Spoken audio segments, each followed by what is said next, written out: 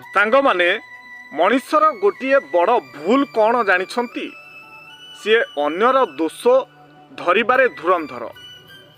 ଅନ୍ୟର ଭୁଲକୁ ଧରି ତାକୁ ସମାଲୋଚନା କରିବାକୁ ବେଶ ତତ୍ପର ଥାଏ, କିନ୍ତୁ ନିଜ ଦୋଷକୁ କେବେ ବି ଧରିପାରେ ନାହିଁ। ଆଉ ନିଜ ଦୋଷକୁ ଯିଏ ସମାଲୋଚନା କଲା ସିଏ ତାକୁ ତାର ଶତ୍ରୁ ବୋଲି ଭାବି ନିଏ। ଅବଶ୍ୟ ସମସ୍ତେ ଏପରି ନୁହନ୍ତି। ଗୋଟିଏ କଥା ମନେ ରଖନ୍ତୁ, ନିଜର ଭୁଲକୁ ଲୁଚାଇ ଅନ୍ୟକୁ ଦୋଷୀ ବୋଲି ପ୍ରମାଣିତ କଲେ ହୁଏତ ଦୁନିଆ ଦାଣ୍ଡରେ ତୁମେ ଦୋଷମୁକ୍ତ ହୋଇପାର, କିନ୍ତୁ ଈଶ୍ୱରଙ୍କ ଦରବାରରେ ନୁହେଁ। ତୁମର ସବୁ କାର୍ଯ୍ୟ ଭଗବାନଙ୍କ କ୍ୟାମେରାରେ ରେକର୍ଡିଂ ହୋଇ ରହୁଛି, ଯାହାର ଫଳ ତୁମକୁ ଦିନେ ନା ଦିନେ ନିଶ୍ଚୟ ମିଳିବ। ଆଜି ନହେଲେ କାଲି ଫଳ କିନ୍ତୁ ନିଶ୍ଚୟ ଦିନେ ନା ଦିନେ ଭୋଗିବାକୁ ପଡ଼ିବ।